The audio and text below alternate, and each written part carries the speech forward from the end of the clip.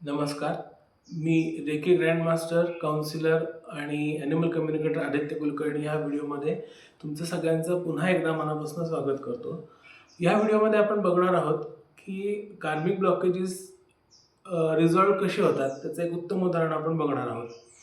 Animal communicator म्हणून काम करताना बऱ्याचशा केसेस समोर काउन्सिलिंगसाठी येतात की ज्याच्यामध्ये हिलिंगची सुद्धा आवश्यकता असते. तशीच एक केस माझ्याकडे आली होती. त्या केसमध्ये एक 5 दिवसाचं कुत्र्याचं पिल्लू होतं आणि त्याला फीट्स येत होत्या आणि एक पॅरालिटिक अटॅक त्याला येऊन गेले होते. त्याचा रिझल्ट असा होता की त्याला ब्लिडिंग खूप प्रमाणामध्ये होत होतं आणि डॉक्टरांच्या कन्सिडरेशननुसार इंजेक्ट करून त्याला संपवणं हा एक पर्याय होता की ज्याने त्याला जास्त रिलीफ मिळणार होता. पण त्या ओनरची तशी तयारी नसल्यामुळं आम्ही असं ठरवलं की एक हिलिंग त्याला आपण देऊन बघूयात. त्या हिशोबाने त्याला एक हिलिंग केलं, ते सक्सेसफुल झालं. त्याचा रिझल्ट असा आला की औषधांना त्याने रिस्पॉन्ड करायला सुरुवात केली, त्याचं ब्लिडिंग कमी झालं आणि त्याचं खाण्याचं तंत्रही सर्वसाधारण त्याची घडी बसली होती. पण ज्यावेळेला मी दुसऱ्या हिलिंगसाठी त्याच्याकडे गेलो त्यावेळेला दुसरं हिलिंग त्यांनी नाकारलं आणि दुसरं हिलिंग नाकारल्यानंतर साधारण एक 15 ते 20 दिवसानंतर त्याचा शेवट झाला. त्याचा शेवट झाला ही गोष्ट खरी आहे, पण त्याच्यामध्ये आपल्याला घेण्यासारखी गोष्ट अशी आहे की त्याचं सफरिंग हे त्याच्या कर्मानुसार होतं. त्याच्या ओनरनी माझ्याकडे येणं हे त्याचं कर्म होतं आणि मी त्याचं हिलिंग करणं हे माझं कर्म होतं.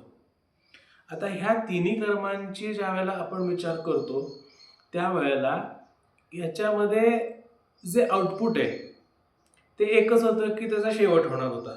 पण जी हिलिंग त्याला दिलं गेलं त्याच्यामुळं त्याचा 15 ते 20 दिवसाचा जो पिरियड होता तो एक्सटेंड झाला.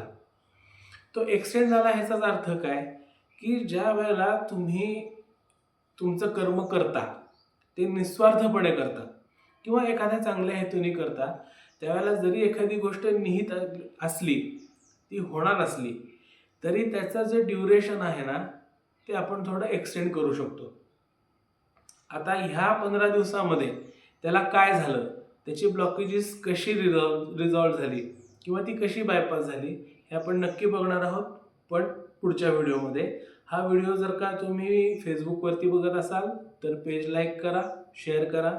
हा व्हिडिओ तुम्ही जर का यूट्यूबला बघत असाल तर सबस्क्राईबचं बटन नक्की दाबा आणि इथून पुढचे व्हिडिओज तुम्हाला जर का पाहायचे असतील तर बेल आयकॉन नक्की दाबा.